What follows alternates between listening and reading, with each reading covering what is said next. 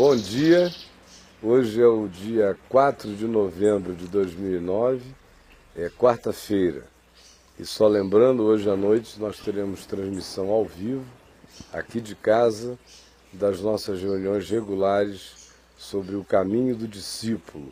Então você que costuma assistir, se prepare, nós vamos estar firmes e fortes nesta quarta-feira. Na quarta-feira passada não foi possível por uma série de razões aqui contingenciadas pelo casamento da minha filha e outras circunstâncias, mas nesta quarta estaremos juntos, dando continuidade ao caminho dos discípulos que moram em Brasília e queiram vir, apareçam. Os que acompanham de longe, não percam.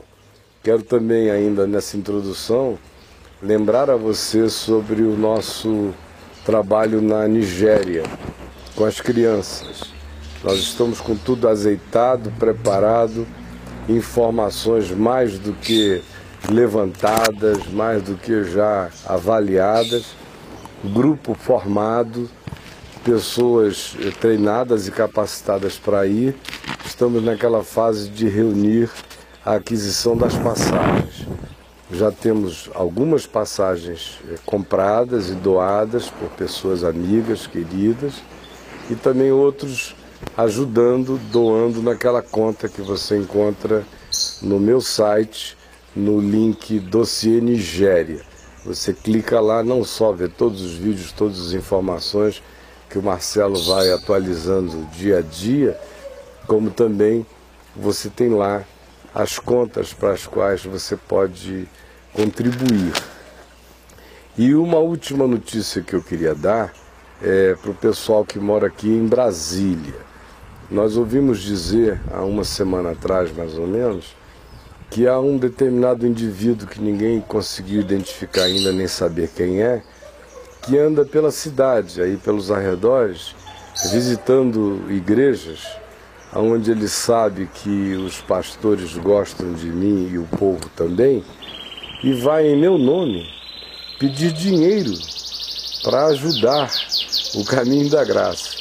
Isso não existe.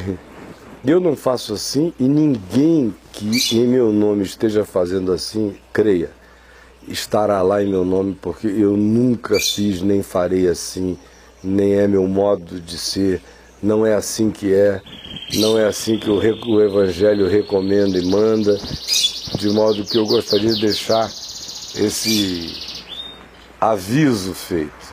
Assim como no próximo domingo eu farei lá na reunião do La Salle, para o povo aqui de Brasília ficar sabendo, né?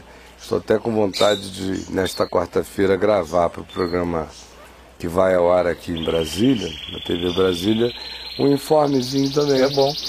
Porque o indivíduo anda por aí e falando em meu nome. Em São Sebastião me deram essa notícia, que ele está em São Sebastião, no bairro aqui em Brasília, no entorno de Brasília, e fazendo esse discurso para pessoas mais carentes, né? E aí a pessoa vê você na televisão, ouve e tal, a palavra, não tem ideia do que é. Tem gente que me vê pregando na televisão, hoje em dia, a grande maioria, os que não têm nenhuma memória do passado, não tiveram uma viagem histórica comigo, que são pessoas que chegaram agora, ou de uma geração mais recente, enfim, pessoas que estão me conhecendo aqui agora, de 5 anos para cá, e não de 30 para cá, não sabem nem quem eu sou. Exato. No sentido da minha identificação. O pessoal olha e diz assim, não, ele fala de Jesus. Sobre a sua história, né? Prega o Evangelho. Agora ele não se apresenta como padre, nem como pastor, nem como coisa nenhuma, nem como guru, nem nada. Quem é esse cara que fica aí? E o objetivo é esse mesmo, é ser só um cara pregando o Evangelho. Eu não sou nada além de um cara pregando o Evangelho, então que seja só um cara pregando o Evangelho. Mas aí tem os oportunistas, né, que aproveitam-se desse vácuo, porque normalmente na televisão, quem está lá falando, está dizendo alguma coisa sobre sua instituição, sua igreja, seu grupo, quem é ele, bom dia, aqui é o bispo fulano de tal, ou aqui é o pastor, é o missionário, é o apóstolo. Aqui não tem nada, aqui a gente só prega bom dia, Jesus disse isso, tal, faz isto e viverás, Deus te abençoe, tchau. Se tiver vontade de se reunir uma hora com a gente, aparecer, venha no La Salle. É só o nome de um lugar, não tem placa, não tem endereço, não tem endereço fixo, não tem nada. Aí fica fácil para um oportunista ficar abusando de quem tem menos percepção das coisas, né? Mas, Jack, bom dia, meu irmão. Bom dia, queridão. Tudo bem? Peguei um trânsito terrível para cá. Essa Brasília que já foi mais tranquila, né? Era a cidade da total ausência de trânsito, não era? Houve um tempo que o único orgulho do brasiliense era praticamente esse, né? Moro numa cidade que não tem trânsito e não tem esquina. Só tem tesourinho. Você ainda pegou a Brasília, né? Você vinha muito década de 80 para cá. Não, a primeira vez que eu desci em Brasília, ela estava terminando a construção. Ah, é? 64. Uau! E aí depois disso eu estive aqui em Brasília de novo em 69. Aí de 73 para frente eu passei a estar sempre. Assim, já 74, 75, 76, bastante. O reverendo Antônio Elias tinha uma reunião da AESA, que era a Associação Evangélica Sarça Ardente. Era uma para-eclesiástica que ele tinha criado como ministro presbiteriano para ter mais liberdade para pregar o evangelho limpo, simples e apaixonado que ele pregava. E na igreja presbiteriana naquele tempo as perseguições eram muito grandes. Na década de 60 tinha havido vários rachas nas igrejas históricas no Brasil, produzidos pela renovação espiritual. Então a Igreja Batista se dividiu assim quase ao meio, né? Ficou o pessoal mais tradicional da linha do Fanini na Convenção Batista Brasileira, e o pessoal que se renovou ficou com o Enéas Tonini, Rego Nascimento, a Igreja da Lagoinha naquele tempo, do lado de cá. Mas foi uma cisão de ponta a ponta, fora as subdivisões que foram criadas.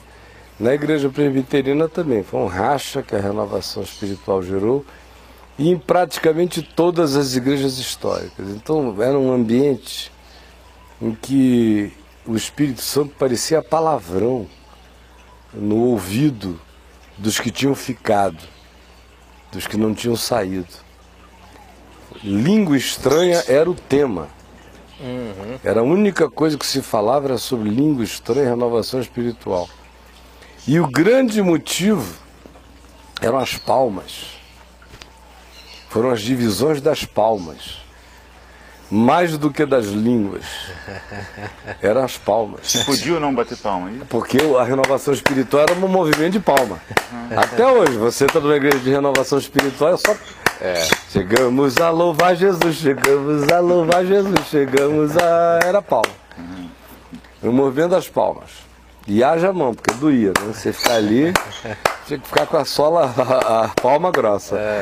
Então, tanto é que foi a renovação das palmas e das liturgias, mais do que qualquer outra coisa, que os movimentos de renovação de um lado não demoraram 10 anos, estavam legalistas acerca do Espírito Santo, tanto quanto eles eram antes legalistas sobre as doutrinas das igrejas históricas.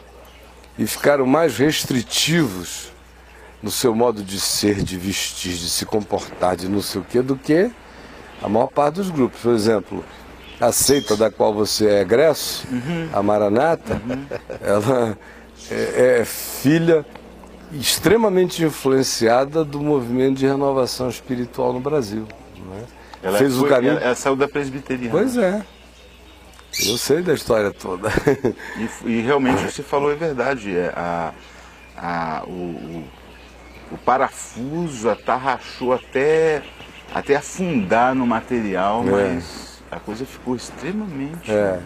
E ia dizendo, a prova também era o fato de que as igrejas históricas, naquele tempo, que não ficaram brigando com a questão das palmas, ou que tiveram membros educados de cabeça o suficiente para saber que palma não tinha nada a ver com qualquer questão relevante, importante, significativa, ou de qualquer natureza minimamente apreciável para se debater. Se aplaudiu ou não. Quem tinha essa percepção mínima e simplesmente se encheu do espírito e abriu-se para aquela nova dimensão, mas na sua, continua a vida inteira onde estava, não foi atrapalhado, não foi perseguido, não encheram o saco, não fizeram nada. Por exemplo, a minha admiração pela Catedral Presbiteriana do Rio de Janeiro vem desde garoto. Não esqueci que a gente estava falando de Brasília. Vem desde garoto, quando eu comecei a perceber a tolerância deles naquele processo. Porque eles já tinham sofrido traumas e traumas com a renovação. Já tinham perdido nacos assim inteiros de gente ali da comunidade que foram seduzidos pelo movimento de renovação. Por aquela famosa pescagem aquário. O pessoal ia lá para... E logo se infiltravam para ficar minando, dizendo o que estava errado ali, chamando o cara para cá, não sei o que e tal. E eles toleraram, tranquilo, perderam quietos. Aí depois foi a vez do Roberto McAllister. Nova Vida. Que ele mesmo me falou, que verificou, logo depois que tinha chegado no Brasil, que o grupo mais significativo, interessante, culto, que tinha e com uma capacidade de servir de base para o que ele queria fazer, estava ali dentro da Catedral Presbiteriana do Rio. E estou falando, usando palavras dele, ele me contando. E ele disse que ele aliciou como ele pôde e levou, olha, uma quantidade grande de presbíteros, diáconos, só de liderança da igreja. Ele era um cara charmoso, agradável e elegante, assim. Ele caía como uma luva com a proposta carismática dele para os carismáticos presbiterianos mais recatados. Então a base, a semente da nova vida, foi toda tirada da Catedral do Rio. Tanto é que quando essa ficha caiu definitivamente na cabeça do McAllister, uns 6 anos antes dele morrer, mesmo 5, ele me pediu para, entre outras coisas, levá-lo à Catedral Presbiteriana do Rio, que ele queria pedir publicamente perdão à comunidade pelo que ele tinha feito, pela intenção dele, pela intencionalidade, pela malícia ministerial com a qual ele tinha olhado, pela cobiça. Mas, voltando ao assunto, ali eles aceitaram aquela perda, foi expressivíssima, ninguém ficou surtado, o reverendo Amantino Vassão, que era o pastor lá, não ficou persecutório contra ninguém, ao contrário, continuou deixando o pessoalzinho da igreja, que tinha prazer numa reunião de oração mais carismática, livre. O coral da Catedral Presbiteriana do Rio, o coral Canuto Regis, na década de 60 e início da década de 70, era quase todo ele um coral carismático. Havia uma reunião de oração do coral, frequentada por outras pessoas da Catedral, no Leblon, na casa da Ilka Paiva e do Newton Paiva, ambos do Teatro Municipal do Rio. Ele um senhor barítono e ela uma soprano maviosa. E o coral inteiro. Eu gostava de algumas reuniões de oração lá, papai amava. Não tinha quase falação nenhuma. E era muita música. Então os cânticos espirituais, meu amigo, quando alguém iniciava um processo de louvor espontâneo num cântico espiritual com outras línguas, você ia no aroma do negócio. E quando subiam as vozes em outras línguas, aquela coisa linda, era um espetáculo espiritual, maravilhoso. Todo mundo quietinho, o silêncio, choro, quebrantamento, aquelas reuniões molhadas e silenciosas. Eu adorava ir quietinho. E a primeira vez que eu fui ainda não era nem convertido. Foi naquele período, com 13 anos de idade, logo depois da conversão do papai, que eu fiquei 6 meses pregando. Naquele período, papai foi levado a primeira vez lá e eu fui junto. Eu achei aquilo um espetáculo. Quem dera toda a reunião de oração fosse assim, com essa tranquilidade. E a Igreja Presbiteriana do Brasil não olhava isso com... Mas era a Catedral do Rio sempre carregou um peso maior do que a denominação inteira sozinha. Porque a igreja fundada pelo Simonton. E nunca foi uma igreja doida. Sempre teve pastores sensatos e sóbrios diante dela. Uma igreja sem escândalos. Há lá 150 anos na dela. Algumas vezes mais fechada, mais aberta. Obviamente ela nunca foi tão aberta como nos últimos 30 anos com o meu amigo Guilhermino Cunha. Mas ela, por outro lado, nunca foi uma comunidade fechada. Sempre foi extremamente generosa e descomplicada nesse sentido. Então, voltando a Brasília, que foi aqui uma volta, o reverendo Antônio Elias tinha lá a ESA, que era a plataforma a partir da qual ele pregava com mais liberdade, considerando que o Supremo Concílio da Igreja Presbiteriana, à época, era dominado, essa é a palavra, não presidido, dominado pelo reverendo Bonérgio Gibeiro. Sim. Era um homem inteligentíssimo, muito culto, de uma verbosidade extraordinária, mas de um ânimo ferrenhamente persecutório. E aí foi, de um lado eram os renovados saindo para cá, de um outro lado aquela leva de Rubem Alves, Joaquim Beato, Jonas Rezende, aquela moçada inteira que depois saiu e veio a formar a IPU, Igreja Presbiteriana Unida, também saiu junto, foram saindo e formando grupelhos. E todo mundo de olho na catedral lá, e a catedral na dela. Mas o reverendo, que já tinha sido, Antônio Elias, que já tinha sido perseguido demais, que só não o pegavam porque ele nunca foi um pentecostal doido, ele detestava essa ideia de se associar a qualquer movimento, ou ao pentecostalismo, por exemplo, jamais. Ele dizia, eu só sou crente, qual é o problema? Eu creio na palavra, é só isso, bota em clichês em outros, em mim não.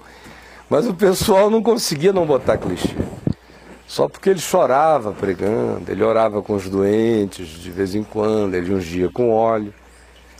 Nunca vi o reverendo falando em línguas em público. Às vezes que eu ouvi o reverendo falando em outras línguas, foi orando no meu quarto, ajoelhado no meu quarto, nós dois, chorando, orando, em Manaus, ele lá, ou eu no quarto dele, ou a gente no gabinete da igreja Betânia, lá do templo, orando. Mas era assim, se você estivesse do ladinho, muito baixinho, porque ele muito quieto e discreto, né? Então ele criou a ESA para ter essa plataforma. E a ESA tinha reuniões no Rio, regular, toda quarta-feira, em São Paulo, uma vez ao mês, e em Brasília, uma vez ao mês. E aqui em Brasília, um dos que organizava era o Hélio Lopes, nosso amigo Elinho. Nosso amigo. Que estava aqui no casamento. Isso. Né? No sábado. O Elinho querido. E outras pessoas ajudavam. O Elinho foi quem ficou mais tempo. Então tinha alguma ligação com a Presbiteriana de Brasília? Tinha, ainda tinha. Não era nem o reverendo Adail naquele tempo, era o reverendo Eudaldo, que era o pastor lá. E também era muito amigo do Antônio Elias. Pois bem, aí nessas ocasiões, de vez em quando, ele não podia vir, e ele pedia para eu vir no lugar dele. Eu vim umas 3 ou 4 vezes naquele período, logo depois da minha conversão, em 73, 76, sei lá, substituí-lo. Aí foi quando eu comecei a ter mais intimidade com a cidade. Depois, no final da década de 70, eu conheci o Adail, ele ainda era pastor aqui na Igreja Presbiteriana de Taguatinga. Isso. Me convidou para vir pregar na inauguração do templo que está lá até hoje, esse templo atual, que foi o Adail que ergueu e inaugurou. E eu vim passar uma semana memorável pregando aí, uma história longa até do que aconteceu naquele período, inesquecível para todo mundo. Ah, foi? E ele estava na dúvida se ele aceitava ou não o convite da Igreja Presbiteriana de Brasília, que era 314, para ele vir para cá, no lugar do reverendo Eudaldo. Eu dei, inclusive, àquela altura, a maior força para ele vir, achei que ia fazer bem para a comunidade, para a cidade, um cara aberto como ele e tal. Ele, com efeito, veio, né? Está até hoje aí. E eu comecei a vir cada vez mais amiudadamente. Aí, antes do meio da década de 80, talvez aí por 84, 83, o pai da minha esposa, da mãe dos meus filhos, aquela altura, os pais da Alda, tinham voltado da Europa e ele, como oficial de marinha e almirante, foi designado aqui para Brasília como vice-chefe do ENFA e comodoro do Clube Naval. Então aí é que eu vinha toda hora, porque trazia os netos e tal. E também foi um período, a década de 80, foi uma época que eu vinha direto pregar aqui, um período da Constituinte. Muita discussão temática, aí eles queriam ouvir vozes e de vez em quando eu era chamado para vir falar algum tema que eles julgavam que poderia ser afeto ao interesse cristão e tal, e sempre que chamava eu vinha. E aí depois foi época de muito evento, muita cruzada, muito congresso, muito tudo, eu estava toda hora aqui. Mas naquele tempo a cidade ainda era muito livre. Sim. Esse Lago Norte da gente aqui continuou tranquilo no dia a dia, ele era praticamente fora da cidade, tão vazio que era.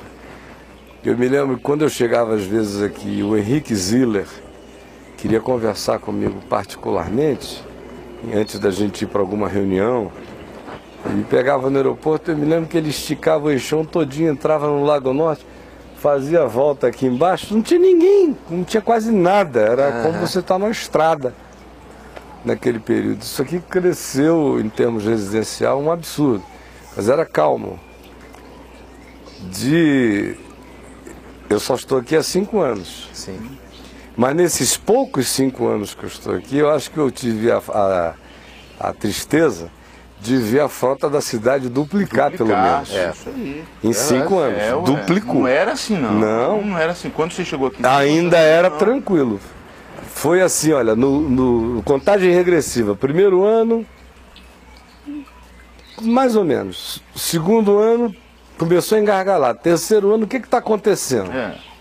Ano retrasado, aí vieram os dados de como a frota tinha multiplicado, a renda per capita da cidade cresceu uma barbaridade, né, da região toda, é das maiores do Brasil. Exato. E o poder aquisitivo aumentou muito. O sonho de consumo de quem nunca teve um carro é ter 1, 2, 3, 4, né? E conclusão, a cidade está virando uma cidade americana, cada indivíduo com um carro.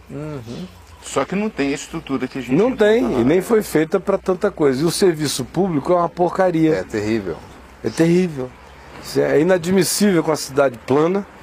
Isso aqui é um fazendão, né? Fazendãozão, bom para andar a cavalo mesmo. Reto, plano. De fácil construção de metrôs, de planos de transporte público, de plano, de qualquer natureza que você queira, não precisa nem ônibus. Isso aqui é fácil urbanizar essa cidade na perspectiva de criar um serviço público rápido, de grande qualidade, mas você não vê isso acontecendo. Fica aquele estímulo americano, no American Way of Life, comprar o seu carro. Então você anda aqui. Isso aqui não é o Lago Sul, é o Norte. O Sul é que é o lugar dos ricos e poderosos. Aqui é o segundo escalão do governo que mora para cá. Mas você não passa em casa nenhuma aqui sem olhar e ver no mínimo 2 carros, às vezes 4, 5. Cada pessoa da casa tem seu carro. Aí fica insuportável, fica muito complicado. Reunião, a gente marca reunião quarta-noite aqui. Vem pouca gente, porque o Lago Norte é o fim do mundo. Outra coisa que eu descobri devagar, que o Lago Norte era o fim do mundo, para mim era perto. Depois é que eu fui vendo que para a cabeça do brasiliense é outro planeta isso aqui. Quem vem para cá só vem para quê? Aqui não é passagem para nada. Não tem ponte, não liga com coisa alguma, tem que ser uma determinação, entrar aqui e seguir nessa tripa, nessa pequena Itália, que é igualzinha a Itália de cima. A botinha. Né? Botinha da Itália direitinho. Você vê no Google Earth, parece que é uma mini Itália. Aí você vê, aí chega aqui e você conta, tem 80 pessoas assistindo o curso ao vivo. Mas lá fora, meu amigo, se você não tomar cuidado, tem 80 carros. O que seria em qualquer outro lugar equivalente a ter aqui dentro 400, 500 pessoas, se fosse no Rio. Para você ter 80 carros. Ou em São Paulo, porque o pessoal usa o serviço público. E é farto. E tem também tem na porta, tem metrô para todo lado. Então usa-se o serviço público. Bastante. Agora, essa tranquilidade que vai até quando não criarem outra ponte aqui, né? Hoje, para eu entrar no metrô, o pessoal lá de dentro empurra. Aí eu empurrei. Não tinha como. Vou empurrar. Tinha uma moça na minha frente, vou empurrar. Pode. Eu botei minha bolsa na frente para não encostar na bunda dela e... Aí, você empurrou ou você puxou, Tony? Eu empurrei, eu peguei assim aí foi. Eu enfiei, o troço aí foi, o pessoal lá dentro gemeu, aí fechou a porta. Teve gente que gemeu, Tony? Gemeu lá dentro. Isso aqui é o cara entrar pela porta e olha, vou entrar, e o outro tá lá na frente e gemeu. Pode.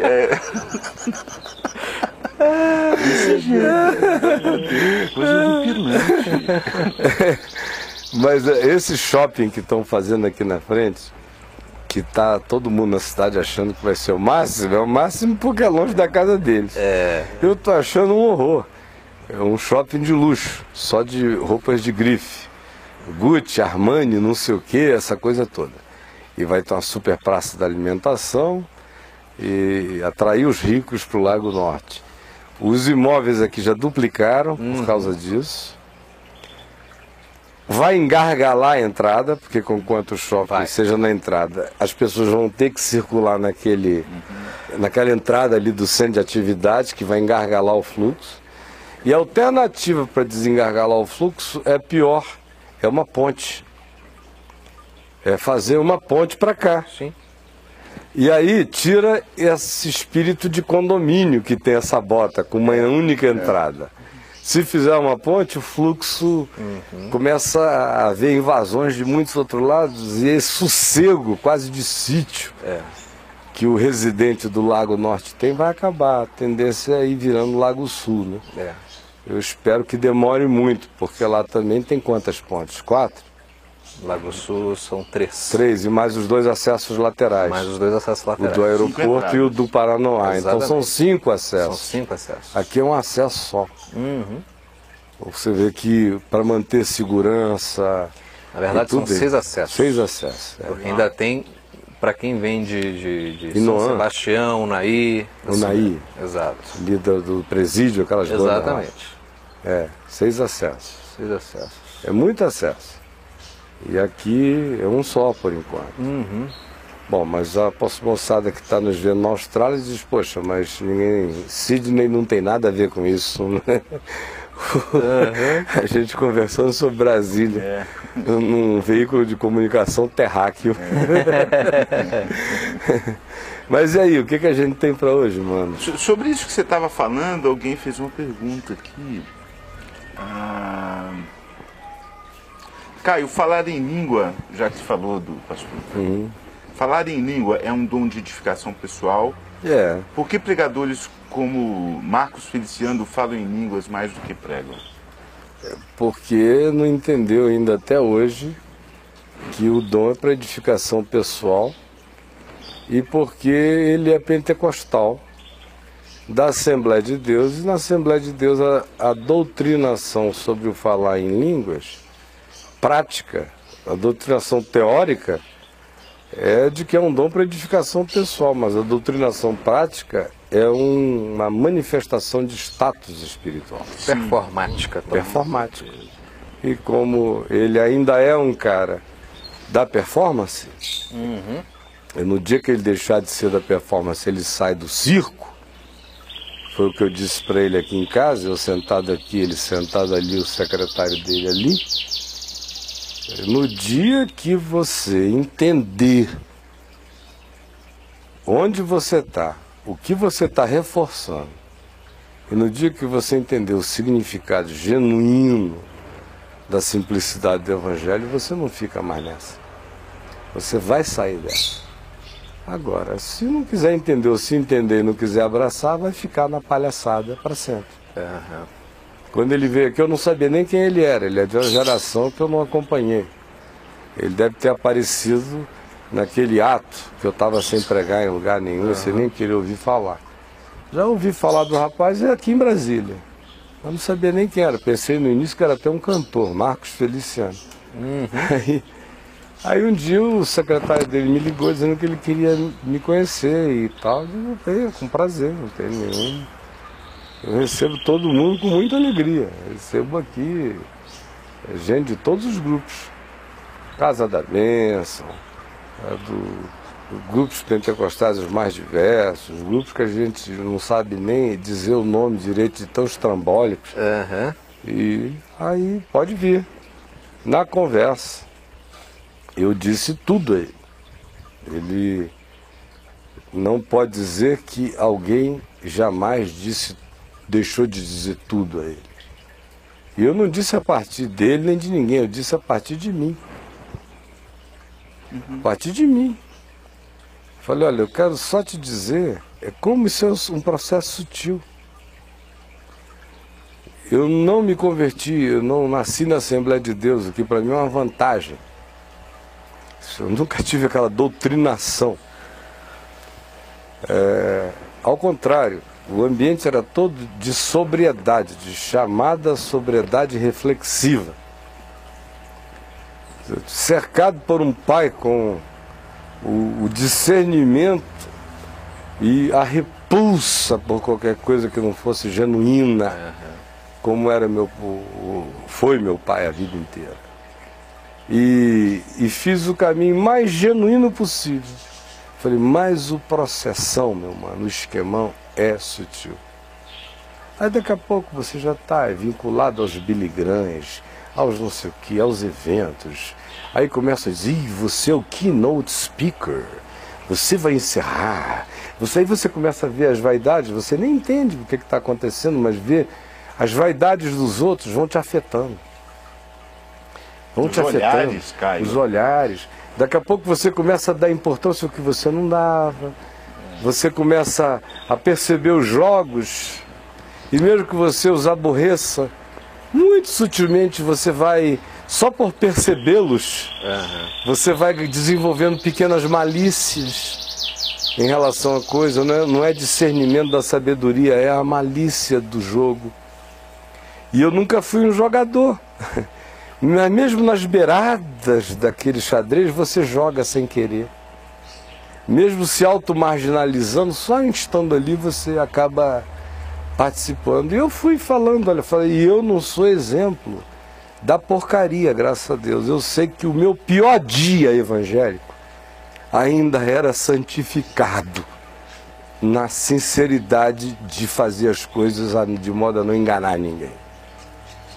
Mas esse pior dia evangélico era um horror perto de quem eu sabia que eu tinha nascido para ser. E de quem eu tinha sido durante anos. Foi quando a minha crise começou a se instalar aí pelo início da década de 90. Não, Jesus não me chamou para isso. Me chamou para viver a vida daquele garoto de 18 anos. Eu não tinha que ter agregado nada além daquilo à minha vida. Só palavra, palavra, palavra, palavra e as consequências dela e nada mais do que isso. Então, quando eu comecei a querer sair gritar para o mundo que eu quero descer, né? O elo dessa... E eu contei isso tudo a ele e disse, olha, eu não sou o exemplo disso. Nessa história, eu sou quase que um cara de laboratório, não contagiado perto do que você experimenta todo dia por aí. Então, mano, se você não quiser se arruinar, abre os olhos agora, porque o processo é esse. Ele se derramou aí em emoções. Eu orei com ele e fiquei com esperança de que alguma coisa tivesse sido plantada lá. Plantada foi. Se já deu fruto, provavelmente não tenha dado o fruto que eu pelo menos esperaria. Mas eu tenho esperança de que um dia dê, porque Deus pega o cara na esquina. Sim. Enquanto está tudo bem, enquanto está no fluxo, o sujeito vai no engano, mesmo sabendo a verdade. Mas, meu amigo, chega uma hora de esquina na vida em que seguir em diante é bater na parede, o cara vai ter que decidir o rumo. E é nessa hora que, em geral, as graças de Deus mais se derramam, porque Deus cria pela catástrofe sempre. Não há criação de Deus no universo que aos olhos do homem não seja uma catástrofe. Você falou que isso é tudo muito sutil, acontece muito sutil. Qual que é o elo dessa sutileza? É a vaidade? Tem muitos, depende do indivíduo. No meu caso, eu diria o seguinte, a principal sutileza foi quando eu comecei a fazer a concessão seguinte, não, desde que pregando eu diga toda a verdade, ainda que arrebente todo mundo que esteja atrás de mim, a cacicada toda ouvindo, se eu estiver pregando a palavra, não tem problema eu sentar na mesa deles, eu ouvir o que eu não gosto, saber do que eu detesto e apenas opinar se a coisa for extravagante demais. Então, enquanto não chegasse no ponto de extrema extravagância, eu ia tolerando. Conclusão, como eu pregava o que eu pregava, quase ninguém chegava no ponto de extrema intolerância comigo. Chegava naquele ponto de me dizer coisas que para mim seriam não digeríveis. Eles se continham na minha presença em razão do que eu pregava. Então as besteirinhas que iam falando, que me eram também desagradáveis, mas eu media e avaliava assim, numa escala de valores, eu não vou gerar uma incompatibilidade nesse nível, nessa escala. Se passar daqui, aí a gente vai ter que olhar na cara e eu vou dizer para ele, na cara dele, para ele, o que eu digo no púlpito para todo mundo. Essa reserva técnicazinha que eu guardei para mim foi o diabo. Que coisa, hein? Essa reserva técnicazinha. Porque tem uns caras acerca dos quais Paulo diz, com esse nem sequer comais. E está falando de gente que prega a palavra. Não, é de gente ele está escrevendo a Tito, botando ordem na casa.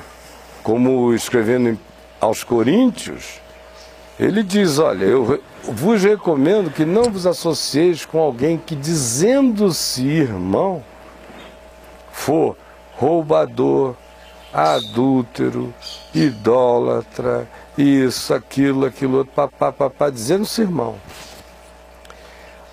Aí ele diz, não digo que façais isto com os de fora, porque com que direito julgaríamos nós os de fora?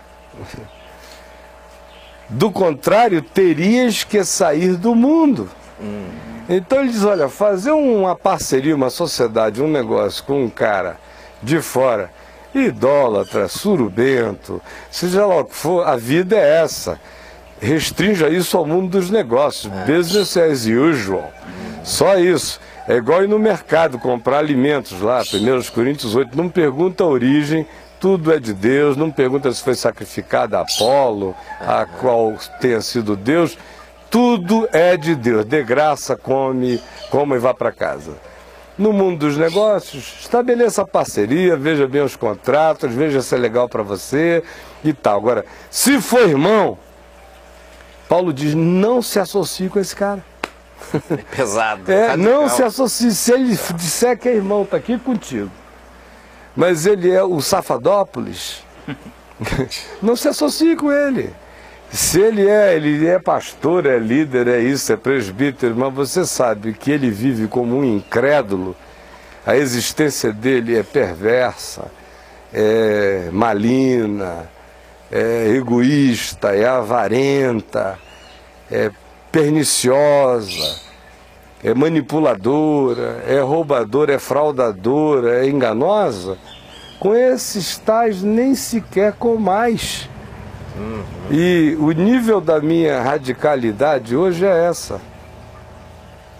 Então, mano, eu estou aberto para o mundo inteiro, menos para ter comunhão com crente safado. Você pode me botar em qualquer lugar. Eu parto o pão para a máfia. E prego o evangelho lá. Agora, comer com essa cacicada evangélica, o pessoal pergunta, por que o senhor não vai, reverendo? Até profecia eu recebo. Deus mandou. Semana passada veio um irmão aqui que me entregou uma profecia. Um irmão da Assembleia. Ele gosta de mim, eu entendi como amor dele. Ele era melhor falar como amor dele do que falar em nome do Senhor. Claro. E, reverendo, o Senhor me mostrou que milhares de convites lhe serão feitos e o senhor vai aceitar. Eu digo, meu irmão, não diga que Deus mostrou. Eu recebo todo dia, há anos. E digo não, não, não, não. E continuo dizendo não, não, não. Porque Deus me conhece bastante para não me mandar recado pelo Senhor. Você falou isso. A lei eu falo para qualquer profeta, mano. Recado de Deus por outros só chega para confirmar o que ele já me falou. Em primeira instância, Deus não fala com ninguém para mim. Ele sempre fala comigo. Então, pode vir quem vier com um recado. Se não tiver sido dado antes por Deus a mim, vai para uma caixinha e algum escaninho e fica lá. Eu não desprezo, mas não mudo nada na vida enquanto não for aqui. Eu tenho o Espírito de Deus e eu levo isso mais a sério do que as pessoas levam. Eu tenho o Espírito de Deus. Então, eu não uso o e-mail dos outros. Não me sirvo do Yahoo. A relação é pessoal. Então, no máximo, deve ser com todos, com todo mundo, aí fica todo mundo vivendo de recado dos outros. Pelo amor de Deus, eu tenho uma relação com Deus, Ele vive em mim. Me fala comigo desde antes de eu saber que Ele falava comigo. Antes de eu conhecer a voz dEle, Ele falava comigo. Então, veio o irmãozinho e digo, olha, mano, boa intenção, eu recebo como amor seu, como carinho, como vontade sua de ver essas igrejas atingidas pelo evangelho que Deus me deu para pregar. Então, só diga isso e vamos deixar nesse âmbito. Mas não precisa dizer que foi o Senhor que lhe mandou, porque o Senhor me deu outra ordem, Ele não dá duas. E eu confio infinitamente mais no eco e no trovão que ecoa aqui dentro, mano, do que no Maracanã inteiro me profetizando a mesma coisa. Eu vou contra o mundo se eu tiver uma voz. A voz aqui. Aí eu sou maioria. Os 7 bilhões da Terra viram minoria perto da voz aqui dentro. E essa é uma das maiores bênçãos da minha existência, é não ter o menor medo de andar sozinho, nem de ficar sozinho. Nem. Se a moçada inteira, mentores do caminho da graça, estamos indo de olha, Deus os abençoe, encontrem um bom caminho. Andem com Jesus, mas eu não vou perder 2 minutos de sono, nem ficar preocupado, nada. Essa Shekinah que mora aqui dentro é maior do que o universo inteiro, mano. E quando isso se torna não verbo e discurso, mas vida, verdade, paz, o Maracanã está sempre vazio, mesmo quando está lotado, se a tua consciência tiver uma firmeza. Você enfrenta o mundo inteiro se sentindo maioria. Sem dúvidas a respeito. Essa é a coisa maravilhosa do Espírito de Deus em você. Inclusive, isso que você está falando, muitas pessoas, por causa da fé no Senhor Jesus, por causa da consciência em Cristo, não toleram mais estar onde estão, saem e entram em profunda depressão porque não conseguem caminhar sozinhos. Embora tenham de Deus o Espírito para os tirar de lá. Mas quando se encontram fora de lá, ficam desesperados. É que o vício mental, a lavagem cerebral, o condicionamento mental é muito forte. Muito forte. Mesmo para quem não perceba que tenha sido tão influenciado assim, ainda assim, ninguém deve menosprezar o poder do superego. O superego é um negócio poderoso, meu irmão. Superego eclesiástico, superego da igreja, esse corpo de doutrinas, de fórmulas, de comportamentos, de podes e não podes, essa consciência artificial que a igreja cria, não é? Esse não é um grilo falante, é essa nuvem de gafanhotos falantes que a igreja cria na cabeça dos crentes, é poderosa. Então você vê às vezes o cara lutando contra o testemunho do Espírito de Deus e do Evangelho dentro dele a vida inteira, o Espírito Santo dizendo a ele, não é isto, não é assim. Ele lê o Evangelho o convence do contrário, mas ele não tem a coragem de romper com aquilo. Ele não tem a coragem de dizer, antes importa obedecer a Deus do que aos homens. Por quê? Só porque aquela desobediência a Deus que ele segue é feita em nome de Jesus. Então, desobediências a Deus praticadas em nome de Jesus, que é o que a igreja faz, ela cria um corpo de doutrinas, de modos, usos, costumes, fórmulas humanas, são desobediências a Deus, são os seus jeitinhos, conforme Jesus disse em Marcos 7, vós, hipócritas, fariseus, sabeis dar os vossos jeitinhos, jeitosamente, arrumam aquilo tudo. O jeitinho, as doutrinas dos homens, que são desobediência a Deus, feita em nome de Jesus, tem mais poder que o Evangelho no coração dos crentes. O volume do superego, dessa camada de mandamentos humanos, de controles humanos, de trovoadas humanas, de relâmpagos humanos, de juízos humanos que ficam na cabeça dos crentes, tem mais poder do que o testemunho do Espírito Santo no coração do cara. Você vê o volume desse negócio. E aí quando ele entende, e às vezes ele vai ouvindo, ele fica 1 ano, 2 anos ouvindo, e ele já entendeu. Mas ele não tem a força emocional para fazer a ruptura. Ou ele não tem o poder afetivo para fazer a ruptura, porque ele fica se imaginando solitário. E se eu não tiver mais com quem sair? Como serão os meus domingos de manhã e à noite? E eu que rompi com todos os meus amigos. Uma das coisas que a igreja faz, que gera um isolamento do cara em relação à vida, é fazê-lo queimar todas as pontes relacionais fora do gueto. Fora do gueto. Ele entra no gueto, aí dão para ele uma tocha, mais ou menos antes de batizá-lo. O rito é esse. Ele tem que sair pelo gueto, fora do gueto, queimando todas as pontes. Ele anarquiza todos os amigos, diz que está todo mundo no inferno. Os amigos mundanos. Mundanos. Ele desce o pau em todo mundo, está todo mundo bêbado, toda a cerveja virou do diabo, toda a festa virou de Satã, toda a alegria virou perversão. Ele sai queimando todas as pontes, rompendo com tudo, sobram só os crentes. O MP, no caso da Mocidade Presbiteriana, ou da Juba Mock lá nos batistas, uma Juba, uma Uni, uma dessas aí que reúne. Aí as mulheres se unem às mulheres na igreja, todo mundo, e rompem os vínculos para fora. Aí as loucuras começam a ser percebidas depois de um tempo. Mas a pessoa diz, meu Deus, e para onde é que eu vou? Eu vim para a ilha, queimei a vela, afundei o navio, joguei tudo fora, trouxe o mantimento para cá, não tenho como sair daqui. O que é que eu vou fazer? Aqui é ruim, mas e lá? Você se sente órfão. É, né? E não só órfão, mas refém. Refém. É. Então a maioria fica órfã enquanto vive como refém. Nessa ilha deserta aí, deserta não, ocupada por um monte de gente igual a ele. E que queimou pontes e que entregou a consciência pessoal ao superego da igreja. E nessa linha que você está falando, tem uma pergunta boa aqui.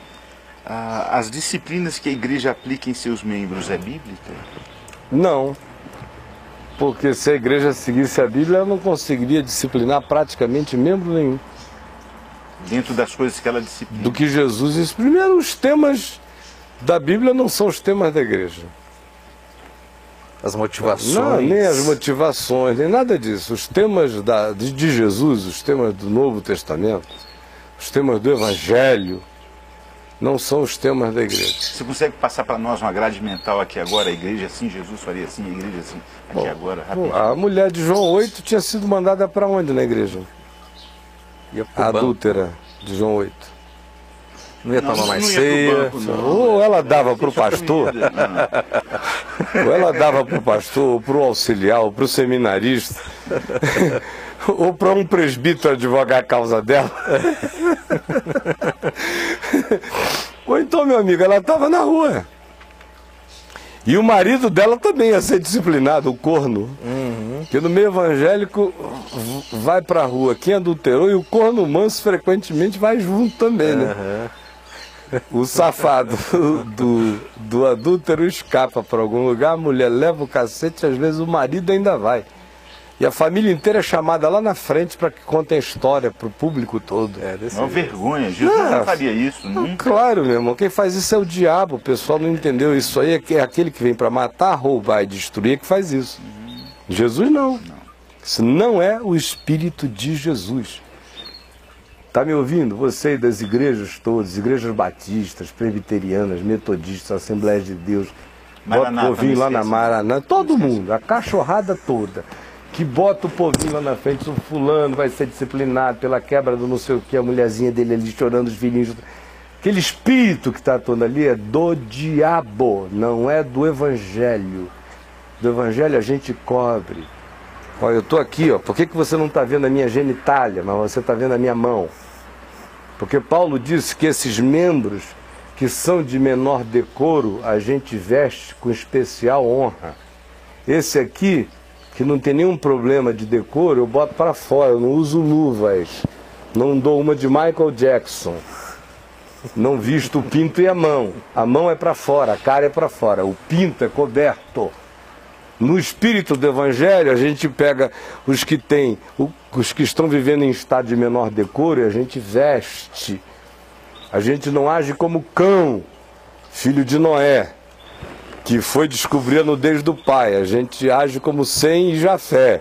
Entra de costa e cobre a nudez do irmão. O espírito do Evangelho é um outro. Depois tem o seguinte, aquela sequência de Mateus 18... não tem nada a ver com disciplina praticada por igreja. Se o teu irmão pecar contra ti, o ti é um indivíduo ali. Isso. Agora aqui entre nós o ti é a igreja, é um ente coletivo. A mulher do cara perdoou o adultério dele. O marido perdoou a traição da esposa. Os filhos perdoaram a traição do pai, a mãe, a eles próprios. Mas a igreja não. A igreja é o ti. A ofensa, qualquer coisa que se faça, se o indivíduo... E cria gente extremamente melindrada. Não, né? vira uma espécie de... É seita. A seita, ela vai se caracterizando pelo fato de que o ente coletivo toma o lugar da existência individual na seita. E fala que é corpo. O ente coletivo. Então o indivíduo perde o seu dizer, perde até o seu poder de perdoar. Porque não adianta, o Jack me ofende. Aí a gente vive numa seita, suponhamos, no ti gigante. no super-ti, super-ego, super-eu, super-ti. Aí, eu perdoo o Jack, mas você ficou sabendo que contou pro fulano, pro Beltrano, não sei o quê, o Ti acha que, ainda que eu perdoe o meu irmão, o Ti não perdoa, porque o Ti tem o dever dado, não sei por quê, não sei, pelo diabo, de não perdoar e de disciplinar aquele cara para enquadrá-lo. Ou seja, o mandamento de Jesus de que se deve perdoar até 70 vezes 7 num dia, no Evangelho, no máximo, na cabeça da religião, no máximo serve para indivíduos perdoarem a outros, mas não a igreja. A igreja, como ente coletivo, se exime desse mandamento de perdoar até 70 vezes 7 num dia. Ela não perdoa coisa nenhuma. Você sofre desse eco do Ti até hoje, né? Claro, o Ti tem 10 anos já e esse 11 vai fazer. 11 anos? É, quase 12. Brincadeira. Quase 12 anos. Mas olha só, voltando. A sequência de Mateus 18. Primeiro, não tem nada a ver com ente coletivo. O Ti. Para um cara pecar contra o ente coletivo, tem que pecar contra o ente coletivo, coletivamente. Para ser chamado, não coletivamente, chamado aí na sequência outra vez da intimidade proposta pelo Novo Testamento. Mesmo que não seja um erro do indivíduo contra um indivíduo, mas seja contra a coletividade, os que vão tomar a medida de proteger a coletividade desse erro que se tornou coletivo e contra todos, precisam ser poucos. Tem que começar no face a face, mesmo que seja em relação a alguém que esteja fazendo um mal coletivo. Você tem que começar no vai ter com ele. Sendo que é muito difícil surgir esse indivíduo fazendo um mal coletivo, porque em geral quando ele faz um mal coletivo, ele é o pastor, ou o bispo, ou a igreja, ou o apóstolo lá da igreja. Esses fazem males coletivos todos os dias. Pregando errado, mentindo, enganando, pervertendo o evangelho. Esse aí é acerca desses que Paulo diz lá, escrevendo a Tito, é preciso fazê-los calar. Agora, com relação ao indivíduo, a recomendação vai ter com ele, tu e ele só. Se pecar contra ti, vai ter com ele, só que o cara não vai ter com ele. Vai ter com... Não vai ter com todo mundo. Aí já cria uma celeuma, uma confusão danada. Aí já vira o cara contra o mundo. Já aí o orgulho dele se exacerba, o ódio dele, a vergonha dele, a raiva dele. Aí ele já quer sair no pau mesmo contra todo mundo, porque diz, poxa, quer sair no pau esse cara não vem falar comigo. Lá dentro, tá? Não, eu digo de quem está ofendido, de quem ofendeu e que agora foi ofendido coletivamente. Porque ele cometeu uma ofensa individual. Eu ofendi o Jack. Aí o Jack, ao invés de ser homem e crente o suficiente para vir falar comigo, Caio, você me ofendeu. Aí eu posso até nem ter sabido. Pode ter sido uma ofensa subjetiva, que para mim não significou nada e para ele significou o Vesúvio em lavas. Então ele é que tem que ser homem e me informar de que eu o ofendi. E eu tenho que ser homem de, mesmo que eu não tenha tido a intenção de ofender o Jack, dizer, meu irmão, me perdoe, porque eu não tive a intenção. E se eu tiver tido a intenção, mais ainda, que Deus me dê graça e luz para eu chegar e ouvir o Jack, olhar a vida com o olhar do Jack, Jack pedir perdão ao Jack, o Jack me abraçar, me perdoar, e a gente seguir juntos, e acabou a história. Ninguém ficou sabendo. Isso é coisa de homem de Deus, em qualquer nível e instância, é coisa da vida. Mas se o Jack vem fala comigo, eu sou duro e continuo na minha recalcitrância e perversidade contra ele, Jesus diz, procura mais um ou talvez dois.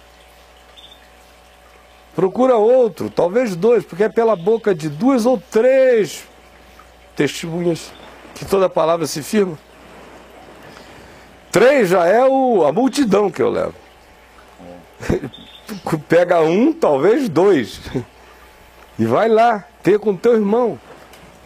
Se ele não ouvir ainda a ti e a esses dois outros irmãos na descrição do amor, não é como às vezes a igreja legalista faz, ela cumpre isso assim, olha, irmãos, estamos enviando o irmão fulano de tal, acompanhado de mais 2 irmãos, para visitar o irmão fulano de tal, que pecou assim, conta para a coletividade inteira, põe na internet e manda 2 e diz que está cumprindo a Bíblia. Eu já vi isso. Né? Que nada. O espírito tem que ser, o espírito é de discrição. É muita palhaçada. É para ninguém ficar sabendo, porque mesmo, como diz o livro de Provérbios... Porque tem decoroso, tem que cobrir. O livro de Provérbios diz que mesmo o ofensor, quando é exposto publicamente na sua ofensa, renova o seu ânimo de se manter em ofensa. Se você quiser tornar uma ofensa um dogma, torne-a pública. Torne-a pública. Porque a menos que o outro indivíduo seja de muita fragilidade de consciência, geralmente quem tem esse nível de fragilidade de consciência pessoal não comete ofensas muito graves, porque tem medo das consequências. Então quem comete ofensa grave, em geral, não tem esse medo das consequências todas. Se você torna isso uma coisa pública, a ofensa dele se transforma em honra. Para ele vira uma questão de honra, brigar certo ou errado contra o mundo e a vida. Então não se está trabalhando para curar aquele indivíduo, e sim para enfermá-lo muito mais, agindo assim. Mas se segue a palavra, vai falou com ele, em geral, você resolve 80% de todos os problemas só na primeira conversada, mano. Na primeira. É difícil resistir um olhar de verdade, amor e sinceridade. Com certeza.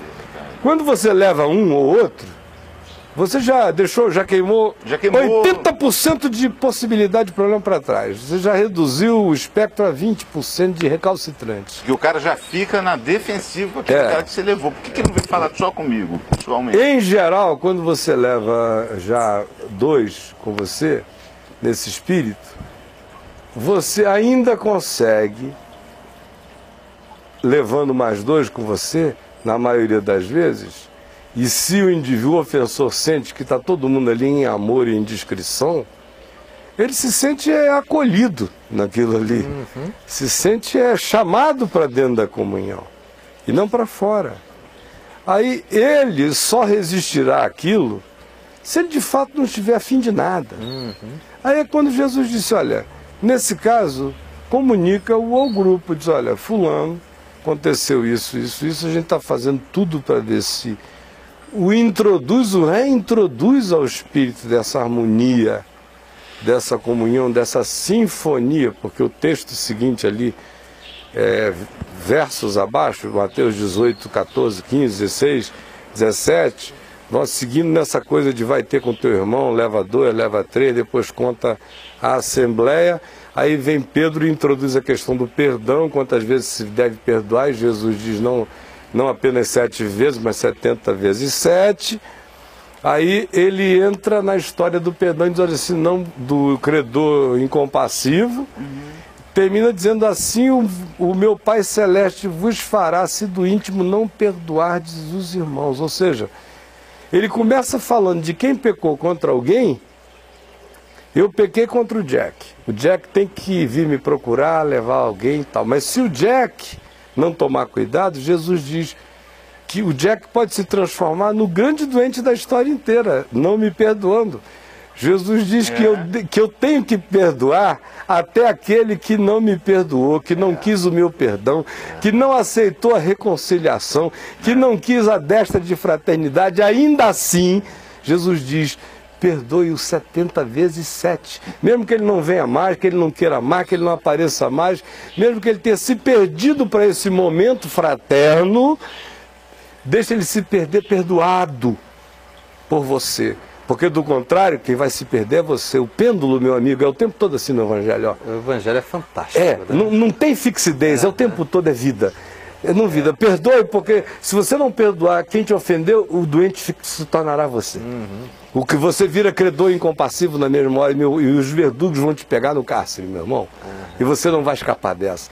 De modo que esse assunto de disciplina, quando você vê o todo do Evangelho, o que o Evangelho diz ao ofensor, o que o Evangelho diz ao ofendido, E o que o Evangelho diz aos que não tem nada a ver com isso, dilui a possibilidade de que a igreja pratique o tipo de disciplina que ela pratica, que é aquela que na vida eu nunca tive que praticar, eu não tenho uma história para contar sobre isso. Agora, eu nunca disciplinei pessoas, quase todo dia. Você fica sabendo? Só as minhas. Hã? Só as suas? Ninguém fica sabendo. Ninguém fica sabendo, não tem essa história. Isso é tu e ele só. E não é, nesse caso não é porque me ofenderam. Eu chamo porque estou vendo o humano ofender a vida. Ou ofender a si mesmo. Eu digo, maninho, vem cá. Olha, eu estou te falando aqui como teu irmão. Às vezes como teu pai. Falando isso, olha para mim, você sabe, é conversa de homem. E não tenho meias palavras. Vocês sabem que eu não sei fazer uma curva se eu puder andar em linha reta. Então, pão, queijo, assim que é. Que nada, às vezes, Caio, você é tão sutil, você só mostra a direção. Ô, Tony, o que você acha disso? Aí vai mesmo. Só mostra. O que você acha disso? Acho que a maioria das vezes você faz assim. Mas é quando não tem nada muito grave. Porque se tiver uma coisa grave... Você vai na... Então eu não sei não usar o bisturi assim na hora. E não opero remotamente, é presencial. Mano, chega aqui, vamos bater um papo aqui. E o cara levanta também sabendo que não deixou ressentimentos. Porque eu não consigo ficar com isso, não tem nada para ficar ressentido para guardar no coração nunca. Tem uma pergunta aqui que eu acho que você seria bom se esse engano desse irmão fosse mostrado, né? Responda, por favor. Por que tanta raiva da igreja? É só você que está certo? Não, eu amo a igreja. Eu não tenho raiva de nada. Eu sei o que ele vai perguntar. Ele é outro confuso, que fica pensando assim, ele teria que dizer que Isaías odiava Israel, que Jeremias era o pior inimigo de Israel, porque quem pensa assim é o falso profeta ou o ignorante. Por que Isaías foi cerrado pelo meio? Porque profetizava e dizia que o mal vinha do norte e que se Israel não se convertesse, ninguém ia salvar Israel. O Senhor iria contratar uma navalha alugada, que era Nabucodonosor, para vir não deixar nem um pelo na cara de Israel, ia raspar e botar Israel andando nu pela estrada com as suas vergonhas de fora. Isso é amor. Se eu não amo a igreja, Ezequiel também não amava Israel. Se eu não amo a igreja, Jeremias odiava Israel. Se eu não amo a igreja, Jesus não amou o mundo e nem amou Israel. E o que ele odiava Israel quando ele disse não ficará aqui pedra sobre pedra do templo que não seja derrubado? É porque ele amava Israel e não o templo. Ele amava a gente e não a instituição. Jesus nunca amou nenhuma instituição desse mundo, ele só amou vida. Então o irmãozinho que fez essa pergunta, ele ainda está nesse estado. Eu não creio que ele seja falso profeta. Não, foi uma pergunta. Sincera, o falso profeta é que fica dizendo ao rei, olha, Isaías odeia, Isaías é um traidor, porque ele está dizendo que os babilônios vão tomar o poder. Ezequiel é um traidor, porque fica dizendo, e é membro da classe sacerdotal, e ainda fica dizendo no templo que o mal vem do norte. Jonas odeia os ninivitas. O Jonas odiava mesmo, né? Jonas, no caso, odiava mesmo. Mas teve que ir lá e falar a palavra do Senhor, que era contra os Nínive. Mas era tão contra que amava os ninivitas, né? Essa palavra de Deus sempre é amor, mesmo quando é contra. Só fica sem disciplina o bastardo. O que ele está me pedindo, o que ele está me pedindo é que eu trate a igreja como uma bastarda. A igreja que eu digo não é a igreja de Jesus, porque a igreja de Jesus só tem gente boa de Deus. A igreja a qual ele está fazendo referência é esse movimento histórico, visível, palpável, que não é diferente do Corinthians, do Flamengo, do Fluminense, de uma torcida organizada, isso que ele está chamando de igreja. Que tem templo, lugar, sede, clube, essa coisa toda. É isso, a isso que ele está se referindo como igreja. Nós já começar que a gente está falando de categorias diferentes. Quando eu falo de igreja, eu estou falando do povo de Deus. Quando eu falo as igrejas, eu estou falando do movimento humano, que é o próprio Novo Testamento que me ensina a dar cacete nele quando ele está longe do Evangelho. É só ler o Apocalipse, ler as cartas de Paulo. Bom, além disso, o indivíduo não consegue ver que o negócio de Deus é com gente. Não tem nada a ver com patrimônio, propriedade, flâmula, emblema, CGC, sigla ou coisa nenhuma. É acerca disso que a gente está falando o tempo todo, tentando salvar gente para a igreja, salvá-las da doença das igrejas. Eu não estou fazendo nada diferente do que Jesus faz às 7 igrejas do Apocalipse. Do lado de fora pedindo para entrar, ou dizendo eu estou para sair. De Laodiceia ele está fora, dizendo deixa eu entrar. Dizendo que está a ponto de vomitar. Mas tem outras que ele diz, olha, eu estou saindo. Tem outra que ele diz, eu estou removendo a luz daqui. É porque ele odeia. O chamado é o arrependimento. Arrepende-te antes que eu venha, antes que o juízo chegue. Então, se ele acha que eu tenho raiva da igreja, ele não leia mais Isaías, nem Jeremias, nem Ezequiel, não leia mais o Evangelho, não leia mais Jesus batendo no templo, dizendo que não ia ficar pedra sobre pedra, do grande orgulho judaico.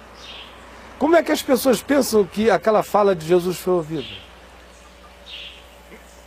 Olha que os evangélicos não têm um monumento de significação comum que eu pudesse a ele aludir para ilustrar o significado. Do templo para os judeus? Do templo. Para os judeus? Do templo de Jerusalém para os judeus. Os evangélicos não têm um monumento com esse significado. Não existe não, cara? Não. Nem a catedral presbiteriana tem esse significado para os presbiterianos, quanto mais para o resto dos evangélicos. O Belenzinho lá em São Paulo não tem nenhum significado dessa monta para a Assembleia de Deus, toda dividida, brigada para lá e para cá, não tem. O Vaticano poderia ter um significado que seria mais ou menos já perdeu 5% do significado do que o Templo de Jerusalém tinha para a cabeça e para o coração do judeu.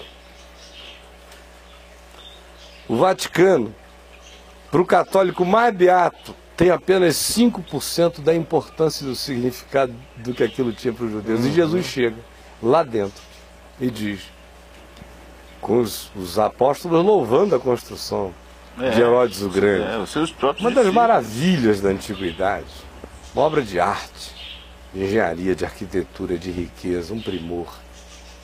Vede que pedras. Tem pedra lá, meu irmão. Ano passado eu entrei embaixo do Muro das Lamentações pela primeira vez, lá no fundo mesmo. O arqueólogo me mostrou pedras de toneladas que até hoje eles não sabem como é que aquelas pedras foram cortadas. Algumas. Tem pedra lá maior do que pedra da pirâmide de Quéops, cortada num bloco só. E enfiada lá na base daquele negócio. Que pedras, que construções. E Jesus disse, em verdade eu vos digo que não ficará pedra sobre pedra que não seja derrubada. Por que Jesus foi morto? Essa foi uma das declarações mais pivotais. Está aqui o homem que disse que o templo será derrubado. Esse aqui é um traidor. Não ama a Deus porque não quer preservar o templo. Filho do demônio. Não ama a Deus, não quer preservar o templo e ainda profetiza o mal contra nós. Para um cara que seja ou o falso profeta, ou o governante, ou o crente totalmente ignorante, como me parece ser o caso do maninho aí, sinceramente ignorante, o sujeito ouve um negócio desse e diz Jesus é o traidor. Ele só não diz que Jesus é o traidor porque Jesus morreu na cruz e ressuscitou.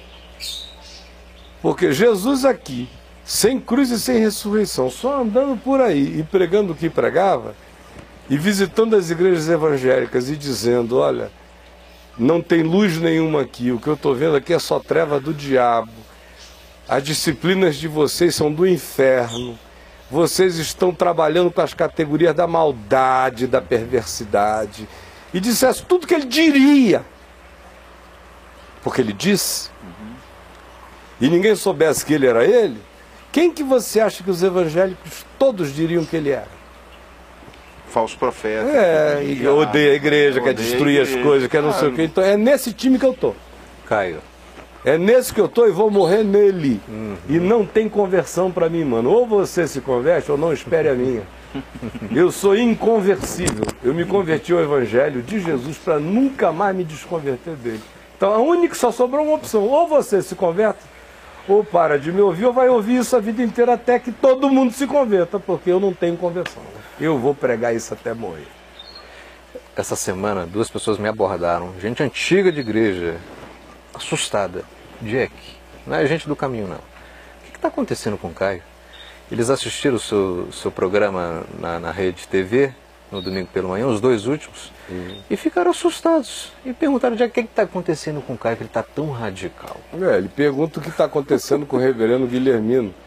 Porque aquela mensagem que eu preguei a pedido dele, para ele passar na Catedral Presbiteriana do Rio no dia 31 passado. Isso. Num telão, que eu não poderia estar lá, que era casamento da minha filha. E além daquilo que eu botei aqui no site, eles puseram lá na porta da Catedral, com mais palavras, propondo a regeneração da igreja. Exato. O que o pessoal não está vendo é que tem algo acontecendo que ninguém vai segurar. Silenciosamente. Silenciosamente. Esse mesmo irmão, Caio, ele falou o seguinte, eu acho que você é um profeta do tempo presente, mas a pergunta continua, só você? Não, eu não estou dizendo, eu não posso responder por ninguém. Tem mais pessoas? Eu sei lá quem mais, quantos mais. Isso é um problema de Deus, cada um dá conta de si. Eu sou um homem que não pergunto quem mais está comigo. Eu não comecei dizendo isso. Se eu tiver uma palavra de Deus, meu irmão, o universo inteiro é pequeno perto do que está me habitando. O Isaías, você acha que Isaías, Jeremias, Ezequiel, que eram contemporâneos, se reuniam para decidir o que eles iam pregar? Não, de jeito nenhum. Não tem ninguém nem falando com ninguém. Está um aqui, está outro no exílio, está outro, sabe lá Deus aonde. Cada um fazendo o seu papel. Se reunir para fazer uma confraria de profetas verdadeiros, acabou a verdade da profecia. Na mesma hora. Coisa horrível. Deus me livre, confraria dos profetas verdadeiros. Acabou, vira EVB. São os éticos. Nós os éticos. Aí acabou. O diabo ganhou por outro lado. Vanity, my favorite sin. Advogado do diabo, aquele filme, né? Vira na mesma hora. Na mesma hora. Então não sei. Eu quero que todo o povo de Deus seja profeta. Todo. Se todo o povo de Deus fosse profeta, o mundo inteiro era outro. Não é exagero, não. Não sei. Não bastava, não precisaria que os que se dizem cristãos ou discípulos de Jesus na terra fossem genuinamente discípulos de Jesus na terra. Bastava que 10% dos que se dizem discípulos de Jesus no Brasil fossem genuinamente discípulos de Jesus e o mundo inteiro ia ficar com as saias caindo na cara, de cabeça para baixo. Tamanho seria o poder revolucionário. Maninho, eu não sou porcaria nenhuma. Ainda carrego nas minhas costas e na minha lombada um camundongo que foi transformado em dinossauro Rex pela maldade e perversidade da liderança religiosa evangélica, que durante 30 anos não tinha absolutamente nada para dizer a meu respeito, como os sátrapas de Babilônia não tinham para dizer acerca de Daniel, até o dia em que encontraram a minha relatividade. Sua humanidade. Não, eu vou chamar de pecado, que eu nunca... Pecado, todo homem, por mais firme que esteja, é pura vaidade. Eu sou pecador todo dia, ainda quando, humanamente falando, ninguém tenha nada externo para falar de erro meu, no meu melhor dia. Eu continuo sendo pecador do mesmo jeito. Mas quando eles pegaram o único elemento tópico que naqueles 30 anos tinha surgido, eu estou dizendo único, porque era único mesmo, do ponto de vista humano, nunca tinha havido nada, nem naquela área, nem em qualquer outra área. E eu desafio qualquer homem. O Henrique Ziller trabalhou comigo 5 anos lá, eu quero que ele venha aqui, eu estou autorizando ele a dizer. Trabalhei 5 anos com o pastor Caio, naqueles 5 anos ele fazia qualquer coisa, em qualquer área que ele queira ter encontrado repreensibilidade em mim. Ele não encontrará em ninguém. Ninguém, mano, eu sei o que eu estou dizendo. Eu sei com que consciência eu vivi diante de Deus.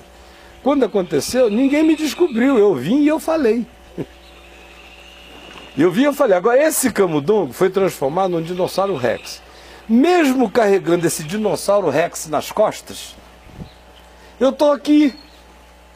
Hoje você está aqui, o Jack está ali, tem um monte de gente, o Marcelo, o Carlos, um monte de gente. Milhares comigo.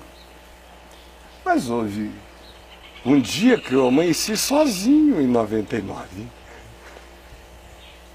Nem o melhor amigo estava do lado. Eu fui descobrir melhores amigos fora do ambiente de igreja. Nem o melhor amigo. Quando até os meus filhos estavam com tristeza envergonhada de mim chorando. E eu não pedi autorização de ninguém, não chamei confraria nenhuma, não disse socorro, vem cá, eu vou recomeçar a pregar o evangelho. Eu simplesmente fui. Hoje, há milhares aqui nessa comunhão e há milhões numa comunhão virtual, imponderável, na terra inteira. E um homenzinho só, carregando um camundongo amplificado de um dinossauro Rex, mas que não teve medo de, mesmo com o camundongo amplificado para dinossauro Rex, pregar o evangelho crendo que o evangelho era maior do que a imagem que a mim queriam associar. E olha o que aconteceu e está acontecendo. Então imagina, se cada pessoinha no seu âmbito, com o seu dom, com a graça de Deus concedida a cada um, se cada pessoa parasse de brincar e se cada um resolvesse botar o máximo do seu potencial para fora, para Deus, o que aconteceria? Se a partir de uma porcariazinha como essa, que carrega um dinossauro Rex de projeções nas costas, que frequentemente é chamado de anticristo, de Belzebu, de demônio, de não sei o quê, ainda assim milhares e milhões vão sendo alcançados. Imagina se cada novo alcançado se transformasse num propagador contagioso dessa gripe celestial. Meu amigo, a terra inteira iria fazer boom. É que a gente não tem ideia do que o evangelho é. Foi o Moody que disse algo que, a meu ver, eu ouso dizer que provavelmente ele não tenha nem entendido a totalidade das implicações do que ele anunciou. Ele disse, o mundo, eu acho que foi Moody, eu ando atualmente com a cabeça meio esquecediça para alguns desses dizeres e clichês evangélicos antigos, né? Que eram tão comuns antigamente e hoje para mim se tornaram quase alienígenas. Mas é verdade o que ele disse, embora eu acho que ele não entendeu tudo o que ele próprio anunciou.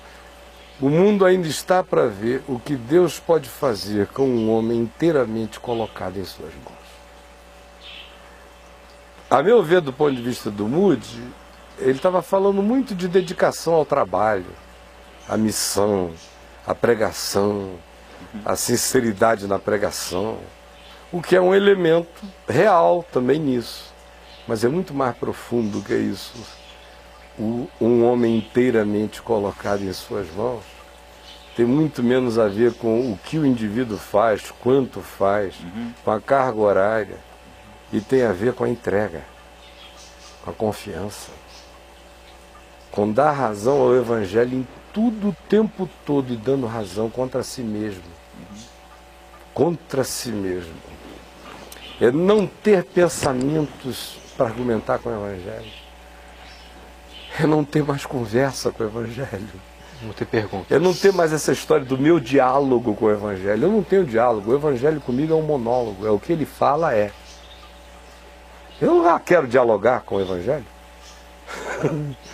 Não quero dialogar com o Evangelho. Eu quero chegar a um ponto em que o monólogo do Evangelho seja tudo que me baste. Que foi o que Jesus disse. Que a comida dele consistia em fazer a vontade do Pai que está nos céus.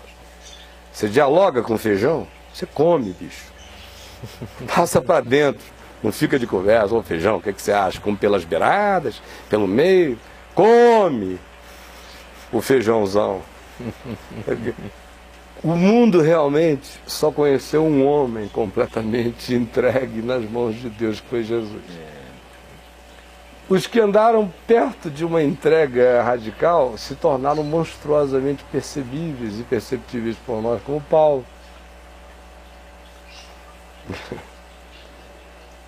Nós não temos a menor ideia do significado revolucionário do que seja viver inteiramente entregue a Deus, isso não como algo que faz a gente ter uma agenda lotada, mas sim um coração lotado do Espírito Santo. E uma mente que todo dia renuncia ao melhor pensamento, se o Evangelho mostrar que toda a sua elaboração não condiz com um orvalho do significado da verdade de Jesus. E aí você abandona o oceano das suas razões pelo orvalhinho da verdade do Evangelho. Quando isso começa a acontecer, aí, mano, os anjos se tornam teus amigos. Tem muita gente fazendo raiva a anjo. E tem muita gente fazendo amizades celestiais. Pouca gente, em comparação aos que fazem raiva a anjo. Eu cada vez mais, ao ler a Bíblia, eu percebo a presença dos anjos como uma presença extremamente emocional no mundo espiritual. O cara se converte, eles cantam, fazem festa. Alegria no céu. Alegria no céu. Nunca tinha pensado por isso. Jesus diz, olha, não desprezeis a esses pequeninos, porque eles veem a face do meu Pai que está nos céus de dia e de noite. Aos seus anjos ele faz labareda de fogos, aos seus anjos ele envia para juízo, envia para graça, envia para não sei o quê. E a gente fica pensando os anjos quase como robôs de uma espécie de minério espiritual. É a sensação que o crente tem acerca de anjo. É quase que um ser sem emoção, sem nervo. Um ariete, vai lá e vai. Mas os caras existem. Quem bate palma e faz festa sente raiva. Quem luta em regiões celestes, luta. Luta. Tem muitos crentes não têm ideia de quanto eles estão fazendo raiva aos anjos. Raiva aos anjos. Eu leio o Apocalipse, eu leio a Bíblia inteira, cada vez menos, com menos interpretação, cada vez as coisas para mim não são literais, elas só são significadas. Não as pessoas podem compreender errado o que você falou aqui. Não são literais, não estou falando de literalismo, eu estou falando de significado. Do que está dito. Dito, pronto. Não o que está escrito. O perfil do que está dito pode ter a cara que tiver, mas está dito.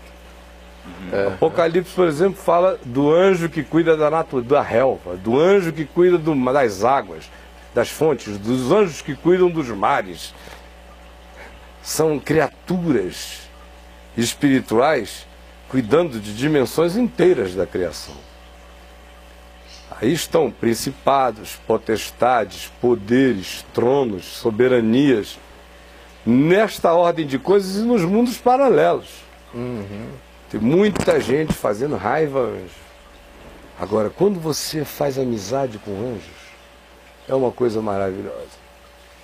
Que era o que eu vi a minha vida inteira na vida de meu pai. Eu olhava para ele, eu sentia que o mundo espiritual inteiro gargalhava com ele, de alegria.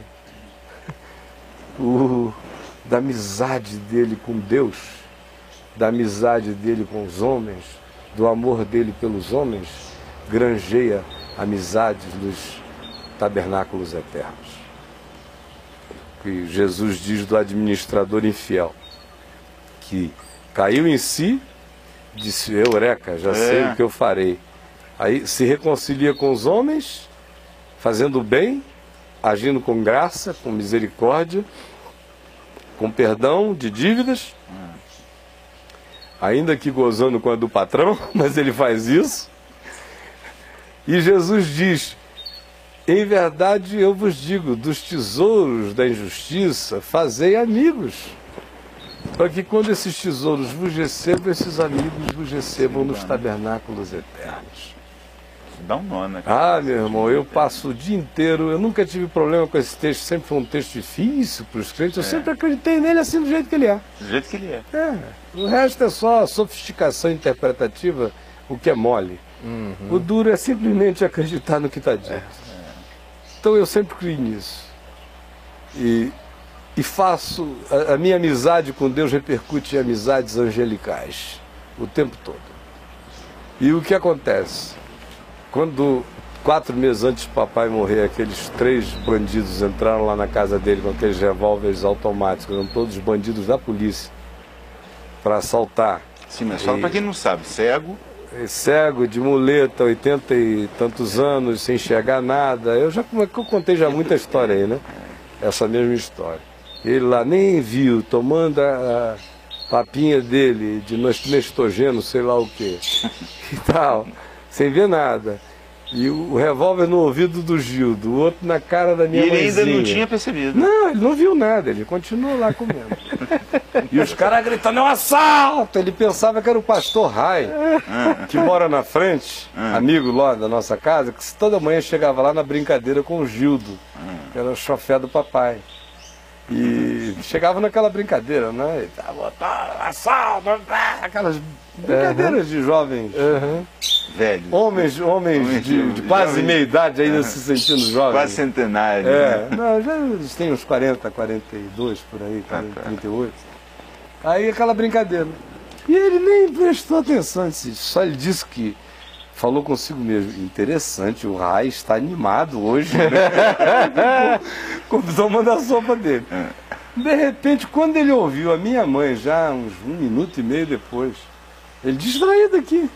E o assalto rolando. E a minha mãe quieta, o Gildo com a arma na cabeça e o cara com a cabeça na mesa.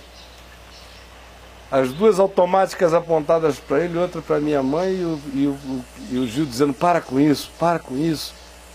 E até que a minha mãe falou: parem com isso em nome de Jesus. Aí quando ele ouviu a voz da mamãe falando com intensidade, ele sabe que a mamãe não interromperia uma brincadeira assim em nome de Jesus. Aí ele pegou o óculos dele, botou assim. Tentou ver. Quando ele olhou, ele disse que ouviu o cara dizendo assim: é um assalto. Aí ele falou: o quê? Assalto? Pegou a moleta, se botou em pé. Assalto na minha casa? Nada. Vocês ponham-se daqui para fora agora em nome de Jesus. Aquele velhinho que foi ficando cada vez menor com o tempo, pequenininho. Saíram os 3 se atropelando pela porta, aqueles 3 homens caindo, arma no chão, caindo um por cima do outro, se arrebentando. Ele sentou de novo no lugarzinho dele, pegou a colher e continuou comendo. Aí a mamãe foi lá dentro, voltou com água com açúcar. Meu velho, bebe essa aguinha. Ele falou: não terminei de comer, nem estou com sede. Aí: não, é com açúcar, é pior ainda. Eu não preciso disso não. Bebe você. Aí depois à noite ele me ligou: meu filho, eu só teria 2 ou 3 curiosidades em relação a essa história. Eu falei: quais são, papai? Aí ele disse: número 1, eu queria saber o que eles viram atrás de mim. Porque eu vi quando os olhos deles foram se arregalando. E eu pensei: Senhor amado, que glória o Senhor estará mostrando atrás desse velho para eles. Eu nunca tinha pensado. Foi a primeira coisa que ele falou: que glória o Senhor. Ou seja, ele sabe que foi. Não, ele conta com isso o dia inteiro, ele nunca contou com outra coisa. Ele sempre viveu sabendo que era assim. Eu queria saber que glória o Senhor teria mostrado a eles, para eles se assustarem com esse velho. A segunda coisa que eu queria saber, eu queria ter a chance de conversar com eles e dizer assim: meus filhos, Parem de fazer isso. Vocês são rapazes ainda novos, fortes, altos, com a vida inteira pela frente, correndo esse risco. Não só de assaltar, mas assaltar a casa de um homem de Deus é um perigo. É um perigo. Vocês se colocam numa linhazinha de risco muito séria. Então, o que o pessoal desaprendeu foi a amizade com Deus e com anjos. E você falando sobre essa, como é que fala, essa passionalidade, né? O nascimento de Jesus, eles desceram, foi cantando. Não é? A imagem que eu tenho é de muita alegria, porque eles falavam de alegria, né? Boa vontade. Que será para todo o povo. Estavam ali. Por outro lado, você vê a ira dos anjos, né? Se não, o anjo do Senhor vem e fere Herodes Agripa e morre comido de verme diante de todos. Você vê as ordens de Deus a anjos pesadas, destruições, calamidades, isso e aquilo. Ou o anjo do Senhor destruindo Jerusalém e Davi pedindo misericórdia, fere a minha cidade não. Ou os anjos do Senhor ferindo somente os comandantes, os ranqueados do exército de Sinaqueribe que estava cercando Jerusalém. Você vê a emotividade desses mensageiros existe, não como a nossa, é outro nível, não tem passionalidade. Agora, a realidade disso é o diabo, que vem para matar, roubar e destruir, né? O diabo é ente angelical caído. É um cara também. Odeia, não odeia? Então ama, anjo ama. Quem tem o poder de odiar tem o poder de amar. Quem tem o poder de se alegrar tem o poder de se entristecer. Não é? Quem tem o poder de realizar uma ordem para o bem tem o poder de realizar uma ordem para ferir. E eu creio de todo o coração, quem quiser me achar místico demais acha, eu não estou nem aí. Logo, logo a gente vai estar na eternidade. Contemplando todas as discussões teológicas vão acabar, aí todo mundo vai ver o que era verdade e o que não era verdade. Então, meu amigo, hoje, houve um tempo que se me levassem para falar em Oxford, eu iria escolher o tema, eu ia ter certos pudores para não ofender algumas mentezinhas oxforianas. Hoje em dia, meu mano, eu chego lá e eu só falo o que Jesus falaria. Com aquela simplicidade, daquele jeitinho, é como é assim que é assim que eu creio. Logo, logo a discussão vai acabar, todo mundo vai ver. Mas enquanto eles querem discutir, eu me nego a discutir. Eu só aceito afirmar o que eu sei que é. E não estou aberto para diálogo. Eu sou um cara que não estou aberto para diálogo. Se eu não estou dialogando com o Evangelho, eu estou aceitando o monólogo do Evangelho para comigo, eu vou querer dialogar o quê com quem acerca do Evangelho? Se nem o Evangelho serve de você para uma eu não estou eu aceitei que aquilo é palavra. Se é palavra, não tem diálogo. É palavra. Eu dialogo é comigo sobre a palavra. Eu converso comigo sobre as minhas reações à palavra. Agora, dialogar com a palavra, porque dá um jeitinho na palavra, eu não tenho essa conversa com ela. Eu tenho comigo. Por que eu resisto? Por que me é tão difícil essa verdade? Em que ela bate em mim, que engata tanto? Por que esse valor me é tão desprezível? Por que eu tenho que fazer esse esforço para abraçar um valor tão óbvio e aqui explicitado? O diálogo que eu tenho comigo lá, nenhum, é palavra eterna. Os intelectuais estão me ouvindo achando um absurdo, porque isso é politicamente incorreto o que eu estou falando. Mas esse é outro mal do qual eu estou liberto também. Eu não só estou liberto da lei de Moisés, mas eu estou liberto da lei deste século, que é o politicamente correto, é o dogma deste tempo secularizado, pós-moderno. São as leis do politicamente correto, para as quais eu não estou nem aí, estou fazendo cocô na cabeça do politicamente correto.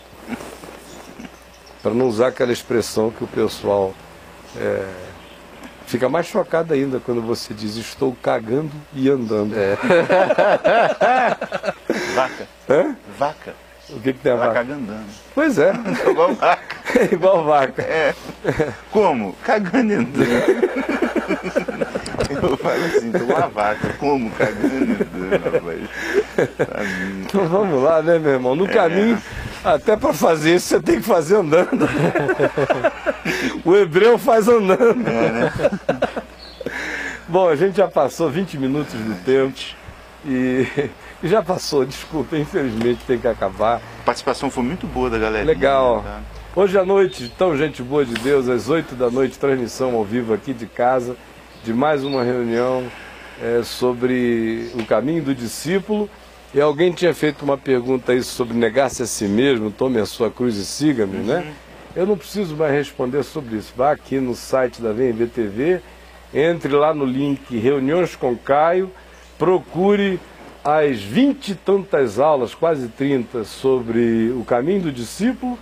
Veja lá a aula que tem lá sobre tomar a cruz e seguir. Eu fiquei 2 meses falando só esse versículo, de modo que eu não vou repetir o que já está mais do que explicitado lá. Obrigado, gente amada e boa do Senhor Jesus, aqui no nosso país de sempre e no mundo inteiro. E até amanhã com a graça de Deus. Obrigado, Jack. Obrigado, Tony. Eu que agradeço. Obrigado, Daniel. Obrigado, jovem. Obrigado, Kenneth. Obrigado, Thiago, que está saindo para a lua de mel. Ah, coisa boa, vai hein? para Maceió. Ó, Lula, espera aí esses 2 moleques. Eles estão chegando aí no teu hotel sexta-feira, se Deus quiser. Mas o Teteus, o Mateus não só fez parte do casamento dos pais, né? Como vai participar da lua de mel. Vai para a lua de mel, moleque. Tá pensando aqui. Mais privilegiado do que meu Davi. Teu filho Davi nasceu. Vocês já estavam casados? Já. E foi para a lua de mel, não? Não, ele foi gerado depois da lua de mel. Depois da lua de mel, né? Não, o Teteus foi gerado 3 anos e pouco antes da lua de mel. Gente, muita paz. Beijão, tchau, tchau.